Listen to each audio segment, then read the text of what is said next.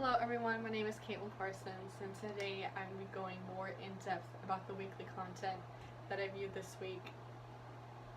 All of it was basically centered around getting ready to actually write our informative speeches and really get down and dirty with them. So we went over how to research for our speech, and we went over the three schools of thought: ethos, pathos, and logos. And then we went over how to actually format your speech, and basically that was a video of the handout that we have, and it just went over detail by detail the different fields that we have to cover. So the first thing we did that I viewed was the research video, basically how to research, which I really liked that it was available, because I really didn't know how to start doing research for a speech. I thought it was going to be different as opposed to researching for a paper, but it was a little intimidating. But what I found out is it's really no different than researching for, say, a paper for your English class or something like that, and it used the same database. The MiraCosta Library has a special website that you can go on. There's like a link that you follow, and you basically type in keywords from your topics. So if you're writing about a historical event, say like the Civil War, you would type in different keywords, like specific keywords, like which battle of the Civil War. So you type those in, and it pulls up a million different resources to the point where you really have to narrow it down. Do you want a scholarly article, or do you want a physical book to go and pick up at the library? Which I'm very comfortable with using that resource, the library's website. I've used it a lot before, and it's super helpful, and it also has access to a live chat, where if you have any questions, you can ask, you can type in your question and ask, and somebody from the MiraCosta Library will help answer any questions. So that is an amazing resource that I'm really comfortable using, and it really showed me this is no different than researching for an English paper or a history paper. It's the same, essentially the same thing. And so that really put my mind at ease and really showed me that it is possible to do this research.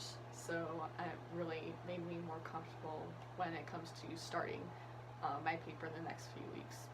The second thing we went over was going over the handout that basically states all the criteria, and it shows you the different ways you can format your speech.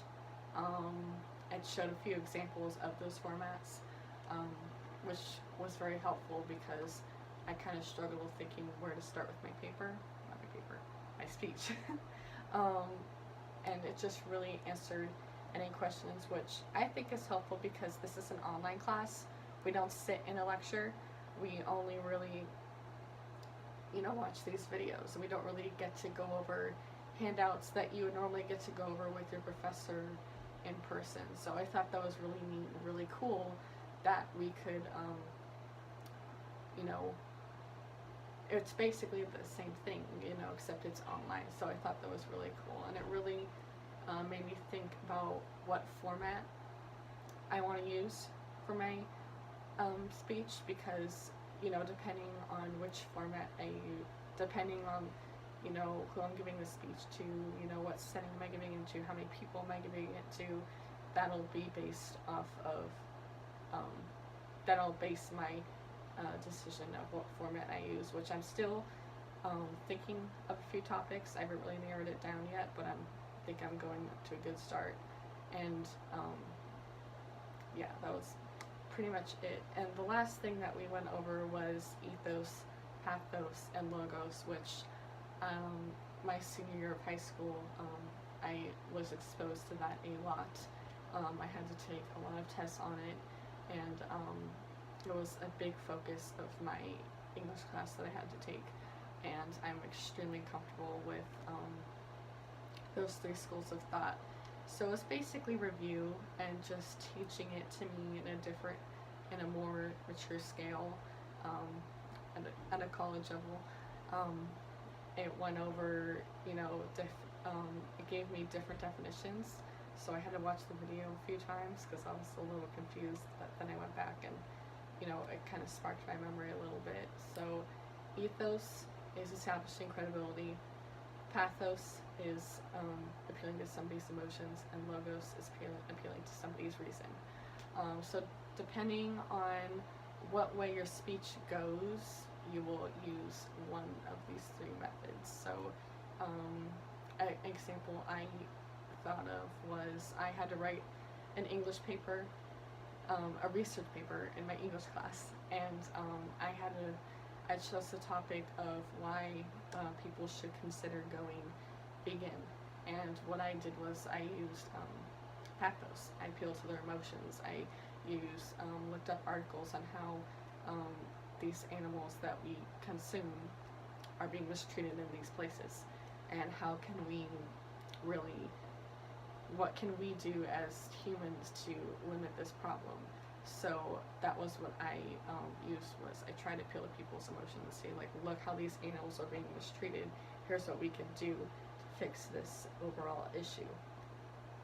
So like I mentioned, this was really a review for me because I've been exposed to it before, but it was really cool to see, it be taught at a college level. It's not really something that I really thought of. It really went more in deep as to how they originated and all of that good stuff. But overall, these sources were extremely helpful of really putting my mind at ease, because this speech, when you first go into the inner workings of it, is very intimidating. It's not really something I've ever done, as I'm sure it's something new for all of you, and really starting to think of where do I even start?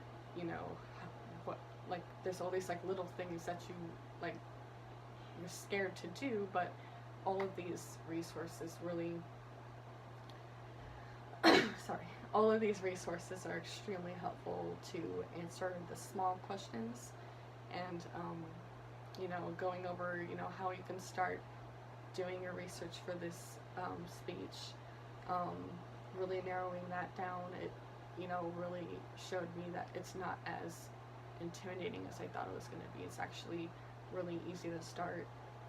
You just have to really narrow down what topic you want to use, and use those keywords to do your research. And there has to be at least four sources that we have to use.